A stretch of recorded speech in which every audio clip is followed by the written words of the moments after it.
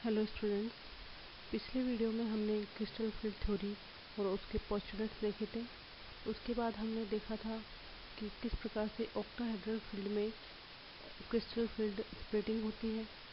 और आज के वीडियो में हम देखेंगे टेट्राहेड्रल फील्ड में और कौन कौन से फैक्टर है जो इस स्प्लिटिंग को इफेक्ट करते हैं, वो आज हम देखेंगे। टेट्राहेड्रल कॉम्प्लेक्सेस में क्रिस्टल फील्ड स्प्लिटिंग को हम 5 स्टेप्स में देखेंगे। सबसे पहला है shape of D orbital. D orbital की शेप क्या होती है। उसके बाद हम देखेंगे orientation of ligand around central metal atom. उसके बाद हम देखेंगे क्रिस्टल फील्ड स्प्लिटिंग किस प्रकार से होती है। और फिर हम देखेंगे arrangement of electron in D orbitals. फिर देखेंगे crystal field splitting energy difference क्या है। तो सबसे पहला जो है हमारा वो है शेप ऑफ 5d ऑर्बिटल्स। जो डी ऑर्बिटल्स होते हैं वो 2 टाइप के होते हैं, एक्सियल और नॉन एक्सियल। जो एक्सियल होते हैं उनको हम बोलते हैं एजी सेट, तो उसमें आते हैं dz² और dx² y², यानी वो डी ऑर्बिटल्स जो जिनकी लॉब्स एक्सिस पर प्रेजेंट होती है उनको बोलते हैं हम एक्सियल या E2 सेट। और दूसरे टाइप के डी ऑर्बिटल वो होते हैं जो इन बिटवीन द एक्सिस होते हैं, वो होते हैं dxy, dyz और dzx, तो इनको बोलते हैं T2 सेट, यानी कि ट्रिपली डीजेनरेट ऑर्बिटल्स। अब सेकंड स्टेप है हमारा कि जो टेट्राहेड्रल कॉम्प्लेक्स में जो लिगेंड होते हैं वो सेंट्रल मेटल एटम के अराउंड किस प्रकार से ओरिएंटेड होते हैं।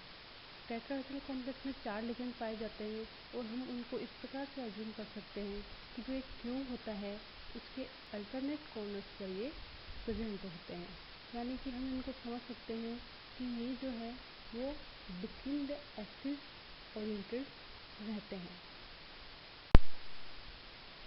अब हम देखेंगे कि किस प्रकार से क्रिस्टल फील्ड स्प्लिटिंग होती है टेट्राहेड्रल कॉम्प्लेक्सेस में। हमें पता है कि इन जनरल स्टेट में जब इक्वल एनवायरनमेंट होता है सेंट्रल मेटल के अराउंड, तो जो सभी डी ऑर्बिटल्स होते हैं वो डीजेनरेट स्टेट में होते हैं। लेकिन जैसे ही लिगेंड उसके सराउंडिंग में आते हैं तो वो एनर्जी लेवल राइज हो जाता है। और हमें पता है टेट्राहेड्रल कॉम्प्लेक्स में जो लिगेंड्स होते हैं वो एक क्यूब के अल्टरनेटिव कॉर्नर्स पर प्रेजेंट होते हैं, तो इनकी जो पोजीशन है वो इन बिटवीन द एक्सिस जो डी ऑर्बिटल्स है, यानी कि जो T2 सेट वाले जो ऑर्बिटल्स है dxy, dyz और dzx, इनके ज़्यादा क्लोज होते हैं। जबकि जो EG सेट वाले जो डी ऑर्बिटल्स है dz² और dx² y², वो इनसे कंपैरेटिवली दूर होते हैं।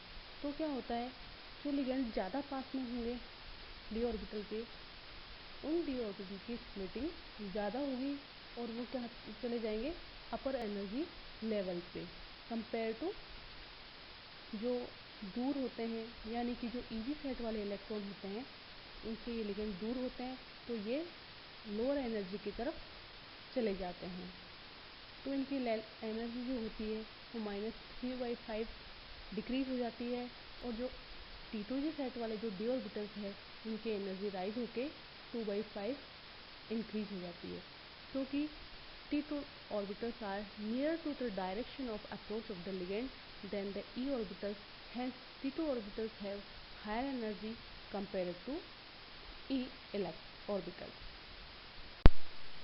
अब नेक्स्ट है arrangement of electrons in D orbitals in tetrahedral complexes. आप यहाँ देख रहे हो कि T1 से T10 तक यहाँ पे जो इलेक्ट्रॉन की फिलिंग है वो क्या हो रही है हिंस रूल के अकॉर्डिंग, यानी कि सभी जो 5 ऑर्बिटल्स है उनमें इलेक्ट्रॉन एक एक करके फिल हो रहे हैं, फिर उसके बाद उनकी पेयरिंग हो रही है। तो यहाँ पर हम क्या देख रहे हैं, हाई स्पिन कॉम्प्लेक्सेस बन रहे हैं और यहाँ पर ऑलवेज वीक फील्ड डोमिनेंस रहता है। उसका रीज़न क्या है, यहाँ पर जो है पेयरिंग एनर्जी है उसकी वैल्यू ज़्यादा होती है compare to crystal field splitting energy से। अब हम नेक्स्ट स्टेप है हमारा क्रिस्टल फील्ड एनर्जी की कैलकुलेशन। वो होती है -0.6 into N E G plus 0.4 into N T2G, और यहाँ पर जो डेल्टा टी है वो है क्रिस्टल फील्ड स्प्लिटिंग एनर्जी, और जो यहाँ पर एन T2G और एन ई जो है वो रेस्पेक्टिवली ई और T2G सेट में जो नंबर ऑफ इलेक्ट्रॉन्स प्रेजेंट हैं उनकी संख्या है। टेट्राहेड्रल कॉम्प्लेक्स की जो crystal field splitting energy delta T होती है वो इक्वल होती है 4/9 डेल ओ, यानी कि ऑक्टाहेड्रल फील्ड में जो स्प्लिटिंग एनर्जी है उसकी तुलना में ये कितनी होती है 4/9, क्योंकि जो टेट्राहेड्रल कॉम्प्लेक्स में 4 लिगेंड्स होते हैं तो उनका जो फील्ड होता है रफली 2/3 होता है ऑक्टाहेड्रल फील्ड के। तो यहाँ पर हम देख रहे हैं कि जो टेट्राहेड्रल कॉम्प्लेक्स की स्प्लिटिंग एनर्जी है वो ऑक्टाहेड्रल फील्ड की तुलना में बहुत कम है। तो यहाँ पर हमेशा हम देखते हैं कि हाई स्पिन कॉम्प्लेक्सेस पाए जाते हैं, क्योंकि जो पेयरिंग एनर्जी होती है उसकी तुलना में CH2 का मान कम होता है। तो यहाँ पर जनरली हम देखते हैं कि लो स्पिन कॉन्फ़िगरेशन ऑब्जर्व नहीं होता है। अगर कोई स्ट्रॉन्ग फील्ड लिगेंड अगर प्रेजेंट है तो वो टेट्राहेड्रल कॉम्प्लेक्स की जगह स्क्वायर प्लेनर ज्योमेट्री को फेवर करता है। अब हम देखेंगे स्क्वायर प्लेनर कॉम्प्लेक्सेस में क्रिस्टल फील्ड स्प्लिटिंग। हमें पता है ऑक्टाहेड्रल फील्ड में जो 6 इलेक्ट्रॉन्स होते हैं, जो ऑक्टाहेड्रल कॉम्प्लेक्स में जो 6 लिगेंड्स होते हैं वो इक्वल डिस्टेंस पे प्रेजेंट होते हैं। लेकिन अगर हम जेड एक्सिस पे जो लिगेंड प्रेजेंट हैं उनको स्लाइटली आउटवर्ड मूव कर दें तो यहाँ पर जो फॉर्मेशन होगा वो एक डिस्टॉर्टेड ऑक्टाहेड्रल कॉम्प्लेक्स का होगा। लेकिन अगर हम उन जो जेड एक्सिस पे प्रेजेंट लिगेंड को अगर सिस्टम से बाहर कर दें तो हमें जो ज्योमेट्री प्राप्त होगी वो होगी स्क्वायर प्लेनर कॉम्प्लेक्स की।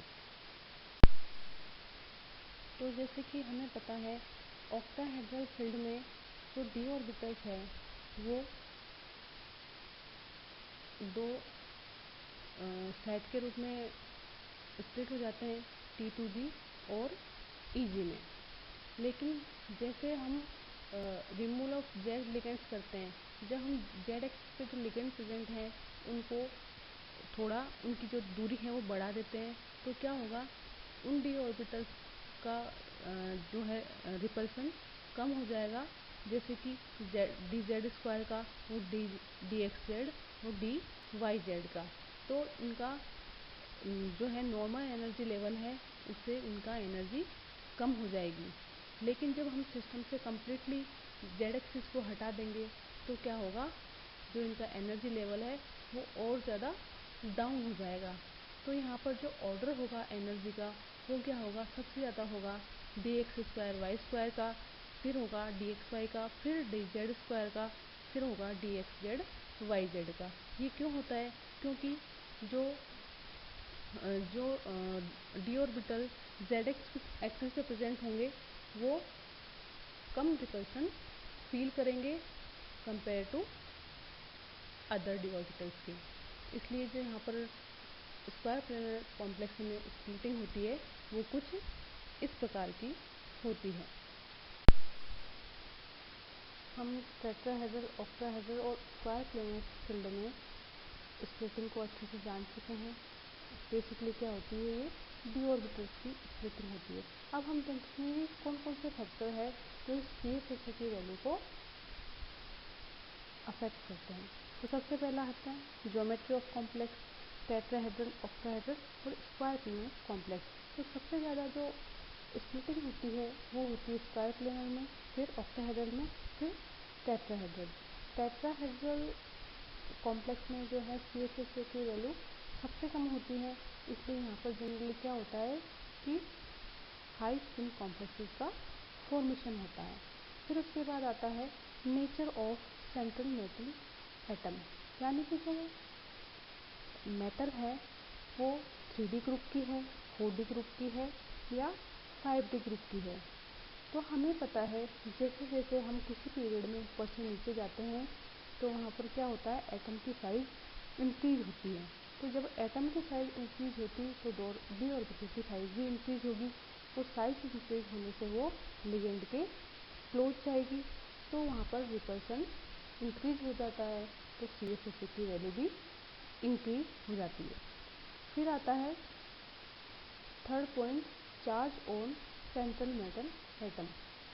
जो हाईली चार्ज मेटल होती है उसमें स्प्लिटिंग ज़्यादा होती है कंपेयर टू लो चार्ज के।